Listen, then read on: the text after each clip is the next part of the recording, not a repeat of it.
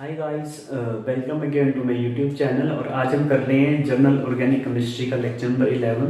तो जिसमें हम स्टडी करेंगे बॉन्ड क्लीवेज। जैसे कोई भी हमारी ऑर्गेनिक रिएक्शन होती है तो उसमें क्या होता है कि जैसे सबस्ट्रेट के साथ हमारा रिएजेंट रिएक्ट करता है, रिएजेंट सबस्ट्रेट के ऊपर अटैक करेगा, तो वहाँ पे जो ओल्ड बॉन्ड होंगे हमारे सबस्ट्रेट में वो ब्रेक होंगे और न्यू बॉन्ड फॉर्म होंगे। ठीक है, तो क्लीवेज ऑफ बॉन्डिंग, जो वो बॉन्ड बनता है हमारा, उसकी क्लीवेज कितने टाइप से हो सकती है और किस टाइप से हमारे बॉन्ड टूटेंगे ऑर्गेनिक केमिस्ट्री में। जैसे नॉर्मली देखो, पिछले लेक्चर में हमने पढ़ा था कि जैसे मान लो हमारे पास कोई सबस्ट्रेट है, ठीक है, जैसे ये आ गया इथाइल ब्रोमाइड, इस यहाँ पर मैं ये आ गया सबस्ट्रेट और ये आ गया हमारा कोई रिएजेंट पोटेशियम हाइड्रोक्साइड। जब इसके साथ रिएक्ट करेगा तो इसके जो ओल्ड बॉन्ड है, ये जो बॉन्ड है हमारा CH3 और Br का, ये किस टाइप से टूटेगा और कितने टाइप से ये टूट सकता है, ये कैसे क्लीव होगा। ठीक है, तो फिर जो तभी जाके हमारा कुछ जैसे तो जो बॉन्ड क्लीवेज होती है हमारे पास वो नॉर्मली दो टाइप की होती है। तो फर्स्ट होता है हमारे पास इलेक्ट्रोलाइटिक क्लीवेज, इलेक्ट्रोलाइटिक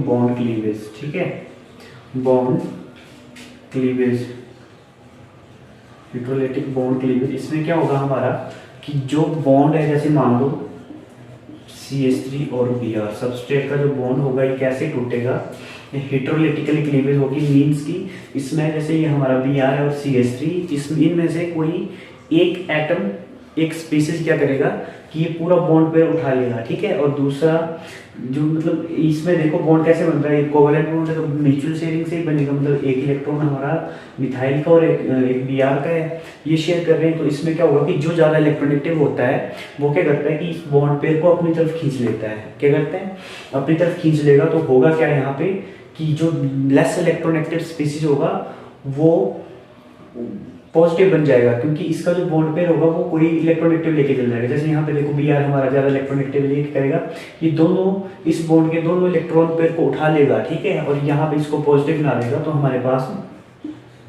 ये होती है हेटेरोलाइटिक क्लीवेज की। इसमें क्या होगा हमारा कि एक कोई स्पीसीज जो होगा हमारे में, एक कोई एटम क्या करेगा कि इस बॉन्ड पेयर को ही उठा लेगा। ठीक है, और उठाएगा कौन, जो ज्यादा इलेक्ट्रोनेगेटिव होगा। ठीक है, तो ये आगे इसको बोलते हैं हेटेरोलाइटिक क्लीवेज। हेटेरोलाइटिक मींस की इसमें देखो इसके हिस्से में कुछ नहीं आ रहा है। ठीक है, इसका इलेक्ट्रॉन भी जा रहा है, इसका इलेक्ट्रॉन भी इसके हिस्से में नहीं आ रहा है। और ये जो ब्रोमीन है it is more electronegative than methyl, तो ये क्या करेगा कि इस पूरे बॉन्ड पेयर को ही उठा लेगा। मींस इसके इलेक्ट्रॉन को भी उठा लेके जा रही है। ठीक है, तो यहाँ पे देखो इसका एक इलेक्ट्रॉन लूज हो गया, तो ये लॉस हो गया, तो ये पॉजिटिव चार्ज यहाँ पे इसके ऊपर आ जाएगा। और इस टाइप के जो इंटरमीडिएट बनते हैं इनको बोलते हैं कार्बोकेटाइन। क्या बोलेंगे इनको, कार्बोकेटाइन, या फिर हम इनको कार्बोनियम आयन बोल देते थे पहले जब टर्म यूज करते थे इसके लिए, तो कार्बोनियम आयन बोलते थे। ठीक है, तो ये जो कार्बोकेटाइन बनते हैं ये भी होते हैं हमारे पास, इनको ही हम बोलते हैं इंटरमीडिएट्स। ठीक है, इंटरमीडिएट, जब भी इंटरमीडिएट्स, जैसे मैंने ऑलरेडी आपको बता रखा है कि सबस्ट्रेट जब रिएक्ट करेगा किसी रिएजेंट के साथ, मतलब रिएजेंट रिएक्ट करेगा सबस्ट्रेट के साथ, उसके बाद हमारा कोई इंटरमीडिएट बनता है। ठीक है, इंटरमीडिएट के बाद ही प्रोडक्ट बनेगा। तो ये जो कार्बोकेटाइन बनना ना, उसमें देखो आप क्लीवेज कैसे हुई। इसने क्या किया कि पूरा बॉन्ड, दोनों इलेक्ट्रॉन उठा लिए बॉन्ड के, मतलब पूरा इलेक्ट्रॉन का पेयर ही उठा लिए, क्योंकि it is more electronegative than methyl. तो होगा क्या, ये जो मिथाइल के ऊपर पॉजिटिव चार्ज आएगा तो इसको हम बोल देते हैं कार्बोकेटाइन। ये क्या, कौन सा इंटरमीडिएट बना हमारे पास, कार्बोकेटाइन। ठीक है, तो इसकी हम हाइब्रिडाइजेशन की बात करें तो इसका स्ट्रक्चर होता है प्लानर, ट्राइगोनल प्लानर। ठीक है, ट्राइंगल बनती है इस टाइप से, 3 हाइड्रोजन इसके साथ अटैच्ड हैं ऐसे। ठीक है, यहाँ पे एक ट्राइंगल बनेगी और एक जो इसका मतलब एक जो ऑर्बिटल होगा हमारा P का, वो होता है खाली होगा। ठीक है, क्योंकि यहाँ से इसका इलेक्ट्रॉन लॉस हो गया है। ठीक है, तो इसकी जो हाइब्रिडाइजेशन होगी, तो हाइब्रिडाइजेशन हम जब भी निकालेंगे किसी भी स्पीसीज को, आप ध्यान रखना नॉर्मली शॉर्ट ट्रिक होता है हमारे पास हाइब्रिडाइजेशन का कि number of bond pair plus lone pair. ठीक है, लोन पेयर तो यहाँ पे कोई भी नहीं है, तो बॉन्ड पेयर देखो कितनी है, 1 2 3 बॉन्ड पेयर, तो 3 में हमेशा ध्यान रखना आप sp2 हाइब्रिडाइजेशन आएगी यहाँ पे। ठीक है, तो नॉर्मल सी बात है कि ये जो मिथाइल कार्बोकेटाइन होगा इसकी हाइब्रिडाइजेशन क्या होगी, sp2 हाइब्रिडाइजेशन, ठीक है। तो ये होते कितने टाइप के कार्बोकेटाइन से हमारे पास, ठीक है। कार्बोकेटाइन हो गए हमारे पास 3 टाइप के कार्बोकेटाइन, इसको हम फर्दर कैटेगराइज कर सकते हैं। जैसे ये तो नॉर्मल आ गया हमारे पास, जैसे इसको बोलेंगे हम मिथाइल कार्बोकेटाइन, ठीक है। अब मान लो आपके पास कुछ इस टाइप का है, इसको बोल देंगे हम इथाइल कार्बोकेटाइन, ठीक है। अब इनको हम प्राइमरी सेकेंडरी टर्सरी कार्बोकेटाइन में भी क्लासिफाई कर सकते हैं। ये देखो ये जो प्राइमरी आ गया हमारा, क्योंकि जिस कार्बन के ऊपर पॉजिटिव चार्ज है उसके साथ एक ही कार्बन डायरेक्टली अटैच है, ठीक है। तो यहाँ पे देखो आप सेकेंडरी, ये तो आ गया, इसको प्राइमरी बोल सकते हैं, प्राइमरी कार्बोकेटाइन, ठीक है। जो जब सेकेंडरी बनेगा हमारा उसमें क्या होगा कि जहां पर हमारा कार्बोकेटाइन होगा ना, मतलब ठीक है, उसके साथ कोई 3 मिथाइल ग्रुप अटैच होंगे, ठीक है। ये आ गया। अब सेकेंडरी के बाद टर्सरी कैसे बनेगा, इसको बोल देंगे हम सेकेंडरी कार्बोकेटाइन, ठीक है। तो टर्सरी कार्बोकेटाइन में क्या होगा कि जिस कार्बन के ऊपर पॉजिटिव चार्ज आएगा उसके साथ 3 कार्बन अटैच होंगे, तो इसको बोल देंगे हम टर्सरी कार्बोकेटाइन और 3 डिग्री कार्बोकेटाइन, ठीक है। तो यहाँ से ये it is highly unstable intermediate, ठीक है। इंटरमीडिएट पॉजिटिव चार्ज की वजह से काफी अनस्टेबल होता है। तो यहाँ पे काफी क्वेश्चंस आते हैं हमारे जीओसी के, जर्नल ऑर्गेनिक केमिस्ट्री के, ठीक है।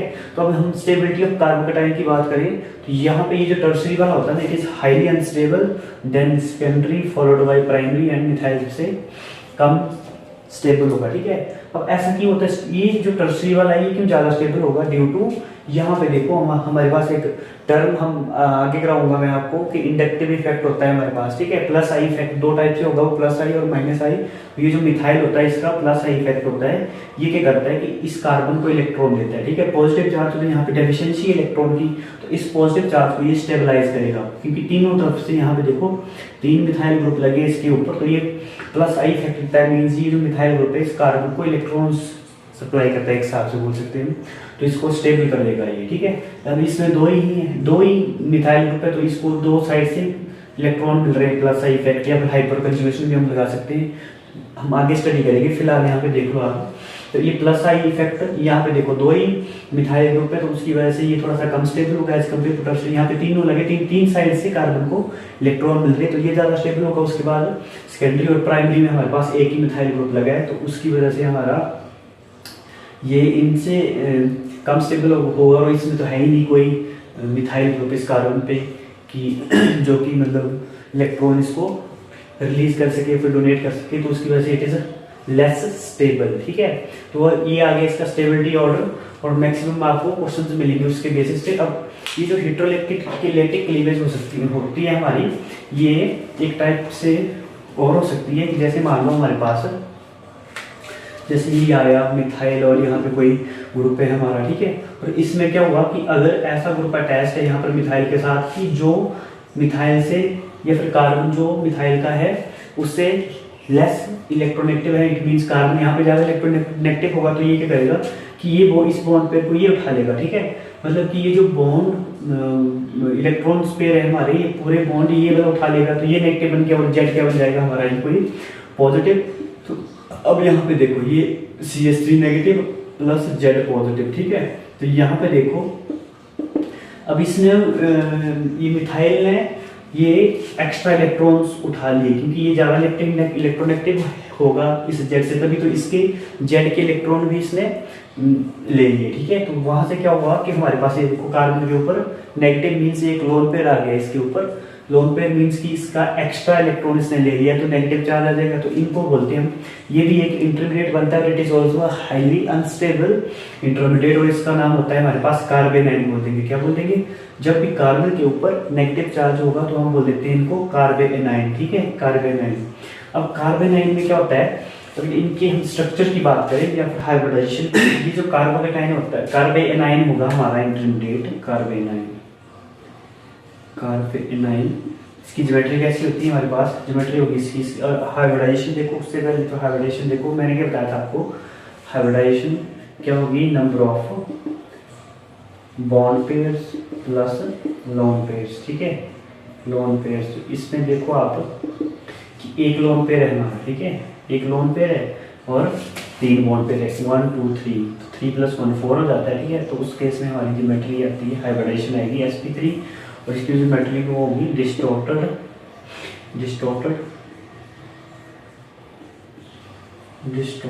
टेट्राहेड्रल बोल सकते हैं इसको, टेट्राहेड्रल, ठीक है। डिस्टॉर्टेड टेट्राहेड्रल ज्योमेट्री होगी इसकी, ठीक है।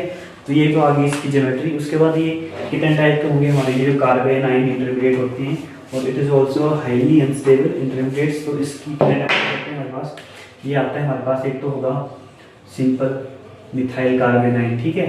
तो उसके बाद आएगा हमारा, एक हो सकता है हमारे पास ये इथाइल कार्बन आयन, ठीक है। इसको हम प्राइमरी मान लें। सेकेंडरी भी जैसे हमारे पास क्या, सेकेंडरी कैसे बनेगा, CH3 नेगेटिव, ये आ गया सेकेंडरी कार्बन आयन। उसके बाद एक इलेक्ट्रॉन एक्स्ट्रा होगा तो भी नेगेटिव इसके ऊपर चार्ज आएगा, ठीक है। और उसके बाद आएगा हमारे पास tertiary carbon ion. Tertiary carbon ion में क्या होगा, इसका कुछ इस टाइप से स्ट्रक्चर होता है, ठीक है, टर्सरी कार्बन। अब यहाँ पर अगर स्टेबिलिटी ऑफ कार्बन आयन की बात करें तो हम वही कंसेप्ट लगा सकते हैं, हाइपर कंजुगेशन, इंडक्टिव इफेक्ट से हम इसको अच्छे से कर सकते हैं एक्सप्लेन की स्टेबल कौन सा होगा कार्बन। तो यहाँ पे देखो कि ये मिथाइल ग्रुप 3 लगे टर्सरी वाले में, ठीक है। तो ये 3 मिथाइल ग्रुप क्या करेंगे, ये प्लस साइन इफेक्ट देंगे, मीन्स कि इलेक्ट्रॉन देंगे इसको, ठीक है। तो ये जो पहले से ही नेगेटिव है, इट मीन्स इसने पहले से ही किसी का इलेक्ट्रॉन ले रखा हुआ है, ठीक है। और ऊपर से ये 3 मिथाइल ग्रुप इसको और इलेक्ट्रॉन दे रहे हैं, इट मीन्स कि इसके नेगेटिव को बढ़ा रहे हैं, ठीक है। तो अगर कोई जो इलेक्ट्रॉन को लेता है वो नेगेटिव हो जाता है, ठीक है। ये तो ऑलरेडी नेगेटिव है क्योंकि इसने किसी का इलेक्ट्रॉन पहले ले रखा हुआ है, ठीक है। लेकिन तीनों साइड से इसको फिर से इलेक्ट्रॉन मिल रहे हैं, तो ये जो नेगेटिव चार्ज को डिस्टेबलाइज कर रहे हैं, क्या कर रही है, डिस्टेबलाइज, मीन्स कि नेगेटिव चार्ज को बढ़ा रहे हैं, ठीक है। तो ये स्टेबल नहीं बन रहा है, ठीक है। तो इसमें देखो अब आप, इसमें 2 ही मिथाइल ग्रुप है, मतलब 2 साइड से इसको इलेक्ट्रॉन मिल रहे हैं, तो ये फिर ऑलरेडी नेगेटिव है, फिर से इलेक्ट्रॉन मिल रहे हैं तो ये और नेगेटिव हो जाएगा। लेकिन यहाँ पे कम है मिथाइल ग्रुप, यहाँ पे 2 ही है, यहाँ पे 3 है, ठीक है। इसमें एक ही है, ठीक है, इसमें एक ही, और यहाँ पे एक भी मिथाइल ग्रुप नहीं, मीन्स कोई भी इलेक्ट्रॉन दे रहा है इसको, ठीक है। तो सबसे ज्यादा स्टेबल ये होगा हाँ, यहाँ पे ध्यान रखना कि ऐसे ग्रुप जो इस नेगेटिव चार्ज को बढ़ाएंगे उसको डिस्टेबलाइज करेंगे और वो अनस्टेबल होंगे, ठीक है। तो यहाँ पे तो कोई भी ग्रुप नहीं है मिथाइल, तो ये सबसे ज्यादा स्टेबल होगा। अब इसमें देखो आप, इसमें एक ही मिथाइल ग्रुप है, मतलब एक साइड से मिलेगा इसको इलेक्ट्रॉन, तो इसमें तो 2 लगे हैं, तो ये और सबसे अनस्टेबल आएगा हमारा टर्सरी। स्टेबिलिटी ऑर्डर क्या आएगा हमारा, प्राइमरी, सेकेंडरी एंड टर्सरी सबसे कम होगा, क्योंकि यहाँ पे 3 ग्रुप लगे हैं जो प्लस आई इफेक्ट दे रहे हैं, इलेक्ट्रॉन दे रहे हैं इसको, माइनस चार्ज को और डिस्टेबलाइज कर रहे हैं, ठीक है। तो ये आगे हमारे पास कार्बन आयन। तो ये तो होगी हमारे पास हेटेरोलिटिक बॉन्ड क्लीवेज। एक होती है हमारे पास होमोलिटिक बॉन्ड क्लीवेज, और वहाँ पे कौन सा इंटरमीडिएट बनेगा हमारे पास, देखिए इंपॉर्टेंट है। आगे अगर आपके क्वेश्चंस आएंगे तो इसी बेसिस पे, जैसे भी हम रिएक्शन मैकेनिज्म को करेंगे तो हमारे पास इंटरमीडिएट वहाँ पे बनते हैं, ऐसे रिएक्शंस होती हैं हमारे पास, या तो वो कार्बोकेटाइन बनेगा या कार्बन है, या फिर फ्री रेडिकल बनते हैं हमारे फ्री रेडिकल्स। तो नेक्स्ट हमारे पास जो क्लीवेज होगी उसको बोलते हैं हम homolytic cleavage, homolytic bond cleavage. इसमें क्या होता है हमारा कि जैसे मान लो आप, होमोलिटिक क्लीवेज में क्या होता है कि मान लो हमारे पास ये आ गया मीथेन है, ठीक है, ऐसे इसका स्ट्रक्चर है। इसमें जब इस बॉन्ड क्लीवेज होगा तो होगा क्या कि ये दोनों स्पेसेस या फिर दोनों जो एटम होंगे ये अपना अपना इलेक्ट्रॉन वापस ले लेंगे, तभी इस टाइप से बॉन्ड क्लीवेज। ये देखो हाफ एरो से शो कर रहा हूँ इसको, मतलब कि ये जो बॉन्ड टूटेगा तो उसमें ये क्या करेगा, हाइड्रोजन अपने इलेक्ट्रॉन ले लेगा, देखो ये म्यूचुअल शेयरिंग से ही बना कोवेलेंट बॉन्ड है, मतलब कि एक इलेक्ट्रॉन इसका है, एक हाइड्रोजन का है। तो जब ये बॉन्ड क्लीवेज होगी तो होगा क्या, इस ये जो बॉन्ड है इसका एक इलेक्ट्रॉन मिथाइल लेके चला जाएगा, अपना इलेक्ट्रॉन इसने ले लिया और अपना, मतलब कि एक टाइप से बोला जाए तो होमोलिटिक क्लीवेज में क्या हो रहा है कि अपने अपने इलेक्ट्रॉन दोनों ही ले रहे हैं, ठीक है, मतलब कि दोनों वापस ले रहे हैं अपने अपने इलेक्ट्रॉन को। इसको बोल देंगे हम होमोलिटिक क्लीवेज, ठीक है। हेटेरोलिटिक में उल्टा होता था कि कोई एक ही जो ज्यादा इलेक्ट्रोनेगेटिव होता तो वो पूरे बॉन्ड पे कोई उठा लेता है, लेकिन यहाँ पे कर रहे हैं, यहाँ पे अपने अपने इलेक्ट्रॉन को ही उठाएंगे, ठीक है। तो होमोलिटिक क्लीवेज में हमारे पास कुछ इस टाइप से प्रोडक्ट बनता है। और ये आ गया H पॉजिटिव, देखो हाँ, ये जो बना है इसको बोल देते हैं फ्री रेडिकल। क्या बोल देंगे इसको, फ्री रेडिकल, फ्री रेडिकल। और ये भी हाईली अनस्टेबल इंटरमीडिएट है। क्या है, इंटरमीडिएट। तो कितने टाइप के इंटरमीडिएट आपने पढ़े, कार्बोकेटाइन, कार्बेनाइन एंड लास्ट ये आ गया थर्ड हमारा फ्री रेडिकल, ठीक है। फ्री रेडिकल देखो it is also electron deficient compound. देखो यहाँ पे क्या है, यहाँ पर भी डेफिशिएंसी होती है इलेक्ट्रॉन की। डेफिशिएंसी क्यों होगी, अब इसका आप स्ट्रक्चर देखो तो आपने ऑक्टेट रूल पढ़ रखा था कि ऐसे कोई स्पीसीज जो ऑक्टेट रूल को फॉलो करेंगे वो स्टेबल होंगे, लेकिन इसमें देखो आप ये एक ऑड इलेक्ट्रॉन आ गया, इसको ऐसे लिख लेते हैं। तो एक बॉन्ड में 3 बॉन्ड बना रहा है ना ये, तो एक बॉन्ड में 2 इलेक्ट्रॉन हुए, तो ये 2 4 6 ये आ गया 7 और इलेक्ट्रॉन है, लेकिन इसका ऑक्टेट पूरा नहीं, मतलब इसको एक इलेक्ट्रॉन और चाहिए स्टेबल होने के लिए, ठीक है। तो यहाँ से ये भी इलेक्ट्रॉन डेफिशिएंट स्पीसीज हुआ, ठीक है, और ये भी it is also highly unstable, ठीक है। फ्री रेडिकल रिएक्शंस ये इतनी फास्ट रिएक्शंस होती हैं, जहाँ पर भी ये फ्री रेडिकल्स बन जाएं तो ये रिएक्शन कभी मतलब स्टॉप नहीं होती अंडर नॉर्मल कंडीशंस, ठीक है। हमें कोई ड्रास्टिक कंडीशंस रखनी पड़ती है, जैसे हमारे पास क्लोरीनेशन हम करते हैं या फिर लाइट की प्रेजेंस में जो भी रिएक्शंस होती हैं हमारी, वो फ्री रेडिकल रिएक्शंस ही होती हैं। इनको रोकना काफ़ी टफ होता है, ठीक है। तो इसमें आप देख लेना फ्री रेडिकल भी कितने टाइप के होते हैं हमारे पास। एक तो सिंपल आ गया मिथाइल फ्री रेडिकल, ठीक है। एक आ जाएगा हमारे पास प्राइमरी फ्री रेडिकल इथाइल इसको बोल देंगे। फिर सेकंड बन जाएगा हमारे पास कि सेकेंडरी में 2 मिथाइल ग्रुप लगे होंगे, ये रेडिकल आ गया हमारे पास। उसके बाद आ जाएगा टर्सरी फ्री रेडिकल। तो इसमें देखो ये डेफिशिएंट है, क्या है, जैसे वहां पे पॉजिटिव था कार्बोकेटाइन में तो वो इलेक्ट्रॉन डेफिशिएंट थे, यहाँ पे डेफिशिएंसी मींस कि एक इलेक्ट्रॉन कम है इस वाले कार्बन में। तो इसमें वही है कि इसको अगर कोई ऐसा ग्रुप मिल जाए जो कि इलेक्ट्रॉन दे, ठीक है, ज्यादा इलेक्ट्रॉन देने वाले ग्रुप क्या करेंगे, इसकी स्टेबिलिटी को बढ़ाएंगे, क्योंकि इस इलेक्ट्रॉन की डेफिशिएंसी है यहाँ पे, ठीक है। तो यहाँ पे देखो 3 ग्रुप है, यहाँ पे वही इफेक्ट लगेगा, या तो आप हाइपर कंजुगेशन लगा लो या फिर इंडक्टिव। हम नेक्स्ट वीडियो में अच्छे से स्टडी करेंगे इंडक्टिव इफेक्ट क्या होता है, हाइपर कंजुगेशन नेक्स्ट उसमें बताऊंगा मैं।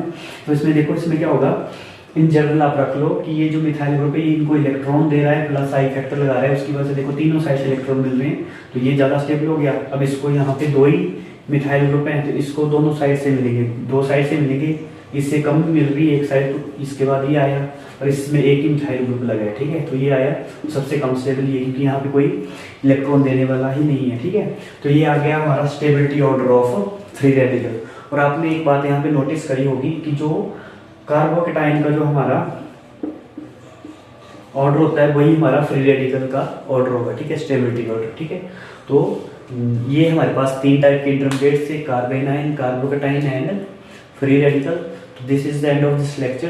तो आप इनको अच्छे से स्टडी करो और नेक्स्ट उसमें हम इंपॉर्टेंट पोर्शन पे अब जा रही है धीरे धीरे करके, ठीक है। इनको आपने स्टडी करना है, तभी आप रिएक्शन मैकेनिज्म को अच्छे से समझ पाएंगे, ऑर्गेनिक रिएक्शन।